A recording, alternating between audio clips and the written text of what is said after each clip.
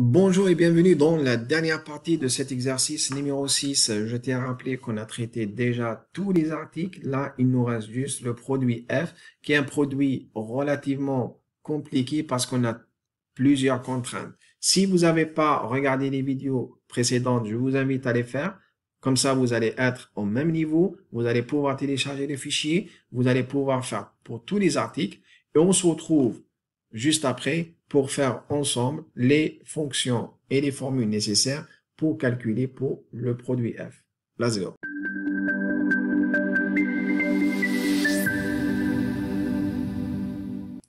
Aussi, n'oubliez pas de liker la vidéo, de s'abonner à la chaîne et d'activer la cloche pour recevoir toutes les nouveautés. Alors, si vous avez le même fichier et si vous avez trouvé les mêmes résultats, là, en principe, on est dans l'article numéro F. On a fait déjà le lien avec le D. On a récupéré deux fois la dernière ligne du D ici. Et là, maintenant, on va ici d'intégrer toutes les formules nécessaires, d'accord, pour intégrer non seulement le stock de sécurité de 10, en fait, une stratégie de production qui est supérieure ou égale à 50, et ensuite, un taux de rebut de 10. Vous voyez là, dans cet exercice, il est relativement compliqué parce que on a toutes les, on va dire, toutes les possibilités. Mais rassurez-vous, on va le faire étape par étape. La première chose qu'on va faire, on va tout simplement calculer ici le stock de sécurité, en fait. Le stock de sécurité dépend de quoi? C'est pas une valeur fixe, mais c'est une valeur qui va varier selon le besoin brut. Et du coup, on va faire juste le lien avec le besoin brut. Et qu'on va multiplier par combien? On va multiplier par 12. Ici, pareil, je bloque parce que c'est une cellule qui bouge pas. Pourquoi je préfère faire le lien? Parce que si dans un autre exercice, ou même si dans la stratégie d'entreprise, on vous dit, on veut tester plusieurs scénarios avec un stock de 11%, qu'est-ce que ça donne? Avec un stock de 8%, qu'est-ce que ça donne? Avec un stock de 20%, qu'est-ce que ça donne? C'est ça, en fait, l'intérêt de ne pas mettre une valeur ici, simple, mais mettre une formule qui, en fait, qui renvoie directement ici. Parce que j'aurais pu, on va dire, mettre ici 0,12 et on obtient le même résultat. Sauf que ces résultats qu'on va obtenir, c'est pas bon dans le sens, en fait, que si je change maintenant d'avis et je vais mettre 15 ici, qu'est-ce qui va se passer? Ben, du coup, il faut que je change à l'intérieur de chaque cellule. C'est pour cela, je préfère intégrer ici directement dans la formule. Alors, je vais mettre le stock ici. Alors, vous voyez ici, on a aussi un petit souci.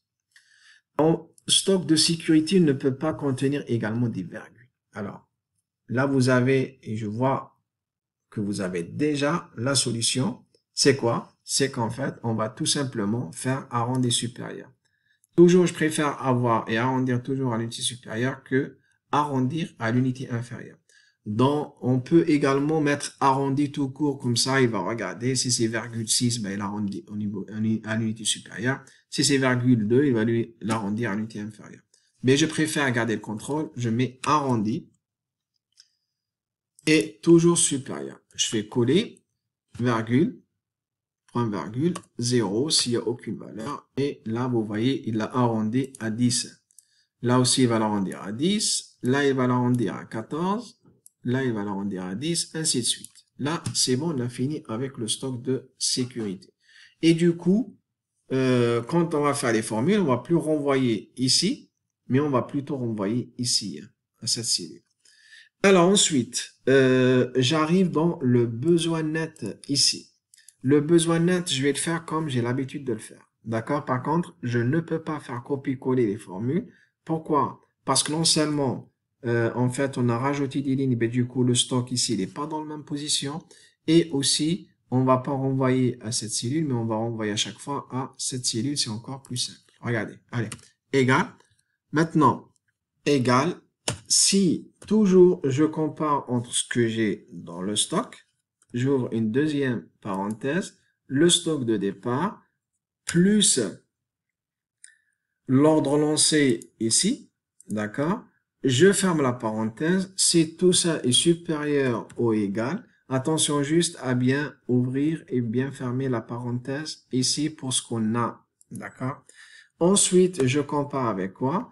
Entre, alors, le besoin brut, plus quoi? Plus le stock de sécurité qui est ici. Mais attention, je vais pas prendre celui-là, je vais prendre cette valeur qui est là. OK? Alors, vous voyez, en fait, il y a la formule qui déborde un petit peu. Du coup, je vais tout simplement taper D83. OK? D83 si on n'a pas la possibilité de l'intégrer directement en un clic. Alors là, j'ai fini. Alors, j'ai mis la condition. Maintenant, si cette condition elle est réalisée, ben, du coup, mon besoin net, il est de 0. Sinon, il y a une valeur, il faut que je la calcule. C'est quoi? C'est toujours pareil. Je fais ce qui est demandé,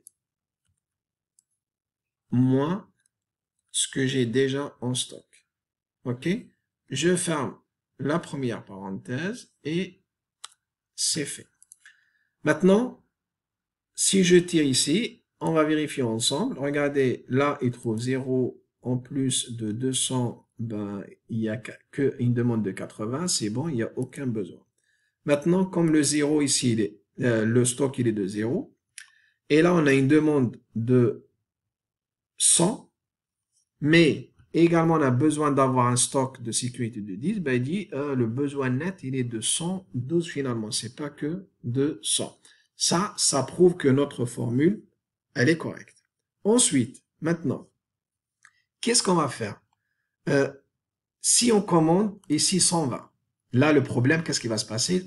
Comme on a un taux de rebut, bah, du coup, on va avoir le même problème que tout à l'heure. D'accord? Ça, on l'a déjà traité dans cet exemple. Là, on l'a détaillé. Et du coup, ici, qu'est-ce qu'on va faire? On va tout simplement corriger d'abord. Alors, là, vous êtes un peu plus à l'aise, je pense. On va mettre directement arrondi supérieur de quoi? Du besoin net, d'accord? Qu'on va multiplier par quoi? On va multiplier par, alors j'ouvre la parenthèse, 1 plus quoi? 1 plus le taux de rebut par contre que je bloque. Alors pourquoi je préfère toujours renvoyer aux valeurs qui sont dans le tableau standard? C'est pour pouvoir les changer et créer d'autres exercices si vous voulez, d'autres scénarios. Là, c'est fait. D'accord? Alors, je reviens juste pour vous montrer. Là, qu'est-ce que j'ai fait?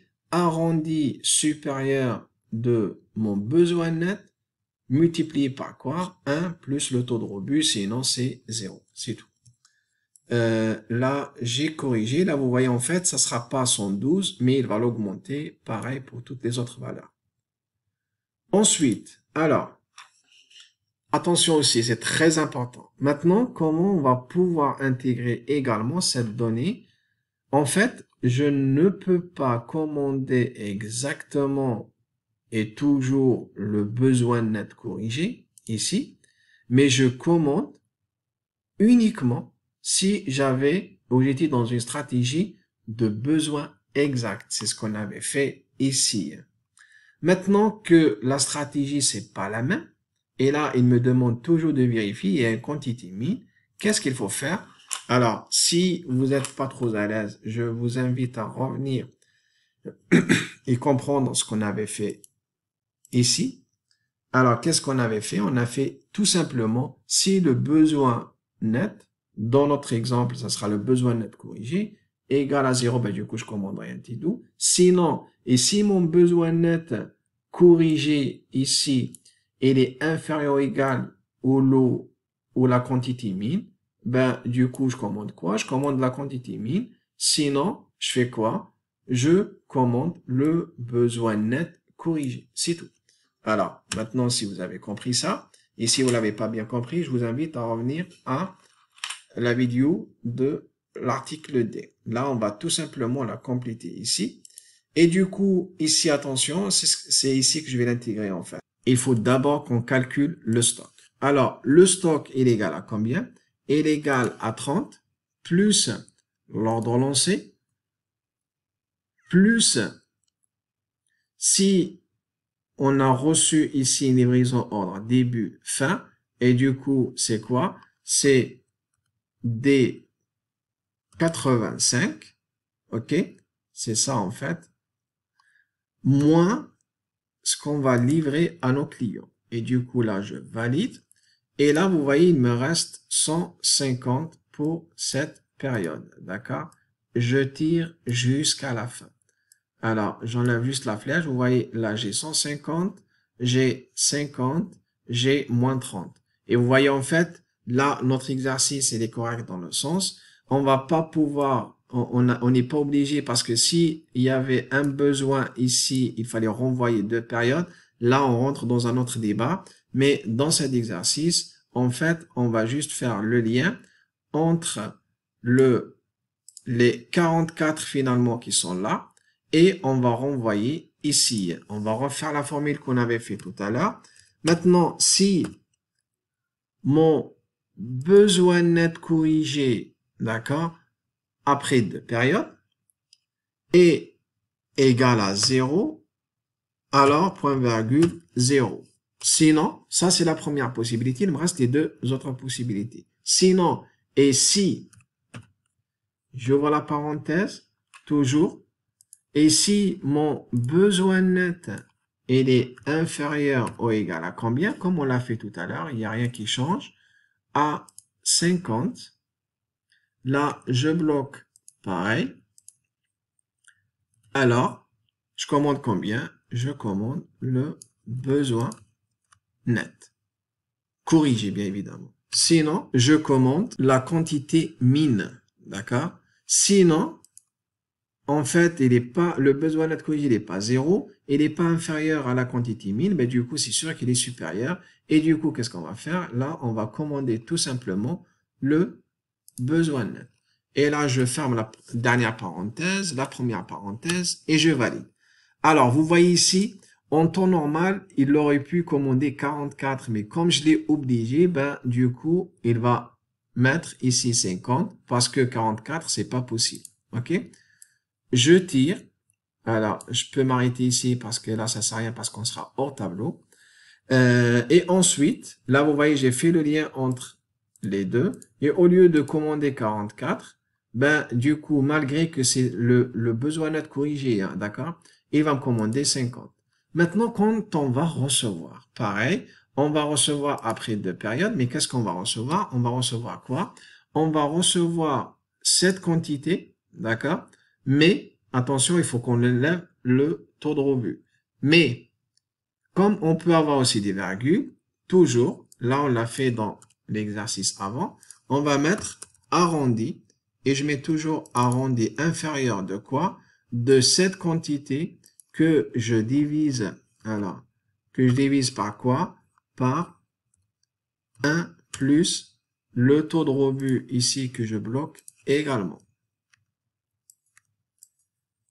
Là, c'est bon. Maintenant, s'il trouve aucune valeur, on lui demande juste d'afficher 0. Et là, malgré, et même s'il y aura des virgules, ben, du coup, il va les arrondir automatiquement. Hop. Et en principe, là, on a fini. Alors, on a fini non seulement le produit F, je vais vérifier rapidement. Là, vous voyez, on a un stock de sécurité de 10 qui le prend directement en compte. Vous voyez ici, alors j'enlève. Là, vous voyez, mon stock de sécurité, il est de 10. Là, il nous reste 15. Là, mon stock de sécurité, il est de 14. Là, il reste 14. C'est parfait. Mon stock de sécurité de 10, il reste 10, 29, 29, 28, 28. Et là, c'est 0. Mais comme il nous restait déjà 28 de la période 7, ben, du coup, c'est ce qui va rester dans le stock. L'exercice est terminé. J'espère que vous avez bien compris. N'hésitez pas également à me poser vos questions et vos commentaires. N'hésitez pas également à liker la vidéo. C'est la meilleure manière de me remercier et m'encourager à continuer à faire ce type de contenu.